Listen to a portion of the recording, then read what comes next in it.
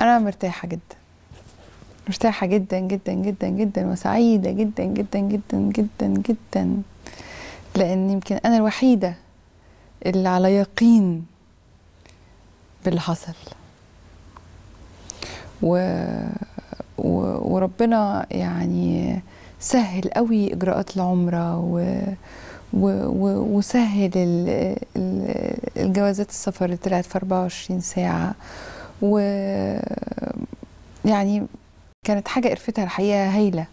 ويا رب يا رب كلنا، حتى وانا بلم الفلوس وانا بجيب الجهاز من ألمانيا واحنا بنركب الجهاز، انا متخيلة ان التحسن هيبقى حاجة قليلة جدا، بس يمكن عايزة بس أذيع اللقاء ده عشان أقول كلمة من القلب.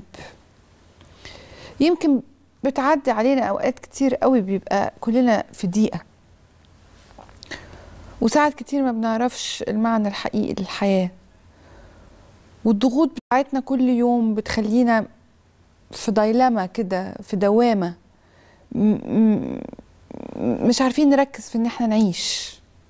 بنبقى طول النهار في مشاكل، وده قال ودي قالت وده عمل وده سوى وده معرفتش اجيب فلوسه النهارده، وده عايزه اشتريه، وده عايزه امن مستقبل ولادي، ولا داعش دخلت، لا ليبيا اتحرقت، لا القنابل انفجرت. صعبه الحياه جدا، ولكن لما تبص لشخصيه زي نورة دي هتقول لا، دي الحياه سهله قوي واحنا اللي مستصعبينها، احنا بس اللي ارادتنا قليله قوي، وبنقف عند حاجات هايفه قوي. الناس هايفه جدا، كلام الناس هايف جدا جدا جدا جدا. قله الادب، ممكن الواحد يبقى قليل الادب اكتر بكتير بس تربيته لا تسمح. قله الرزق بتبقى احسن كتير واهون كتير من قله الصحه. عايزه اقول لكم حتى اللي معاه مش مرتاح لسبب، في حاجات انت ما عصرتهاش او ما شفتهاش.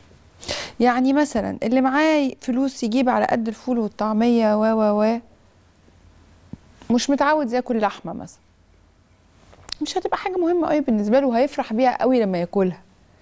لكن اللي بياكل لحمه كل يوم مش عارف قيمتها، وبيزهق منها، وما بيتخيلش انها نعمه بعد كده.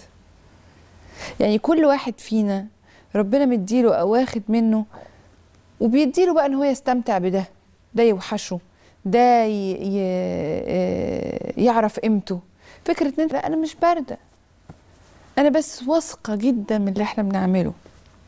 الفكرة اهم حاجة في الدنيا انك تحترم نفسك، اهم حاجة في الدنيا. مش مهم الناس كلها تحترمك، لانك ممكن الناس كلها تحترمك وانت تبقى حاسس انك صغير قدام نفسك، فما ما يبقاش عندك ارتياح داخلي.